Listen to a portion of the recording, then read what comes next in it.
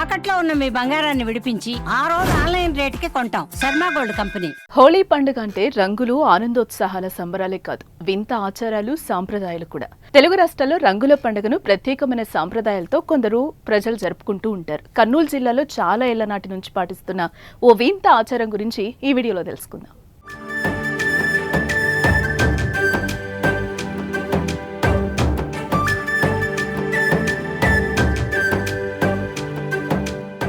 హోళీ వచ్చిందంటే చాలు అక్కడ మగవారంతా ఆడవారుగా మారిపోతారు. చీరలు కట్టుకుని మహిళల మాదిరిగా అలంకరించుకుంటారు. అలా మగవారంతా మహిళల వేషధారణలో వేడుకల్లో పాల్గొని బసవేశ్వర స్వామి ఆలయంలో పూజలు నిర్వహిస్తారు.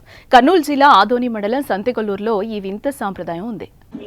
నేను 9 నేను కోరికలన్నీ నెరవేరుతున్నాయి, ముందుగా నెరవేరుతాయని ఈ వేషం వేస్తున్నాను. మా మామ వేస్తున్నాను మొదట. అతను పోయినాక నేను నా పిల్లలు ముందు ఇట్లా చేస్తున్నాము.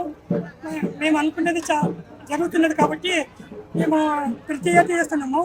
ఇలా చేయడం వల్ల కోరిన కోరికలు తీరుతాయన్నది వారి బలమైన నమ్మకం. అంతేకాదు, ఇలా చేయడం వల్ల గ్రామంలో కరువు కాటకాలు కూడా రావని అక్కడి వారు చెప్తూ ఉంటారు.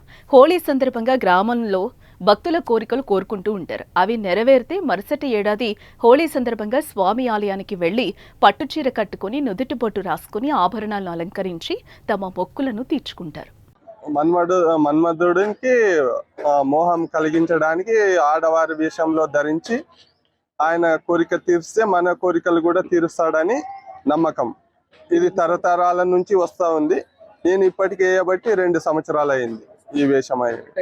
పంటలు బాగా పండుతాయి, పిల్లలు చదువులు బాగా చదవాలని, సుఖశాంతులతో ఉండాలని, అన్ని విధాల దేవుడు అనుగ్రహం ఉండాలని కోరుకుంటూ వేషం.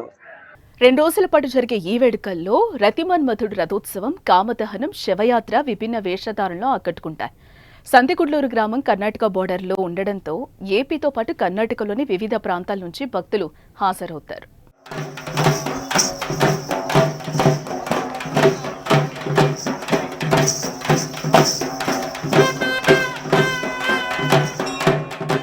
సంతెకొల్లూరులోని ప్రతి ఇంట నుంచి పురుషులు ఇలా చీరకట్టులో ఆలయానికి వెళ్లి వేడుకల్లో పాల్గొనడం విశేషం.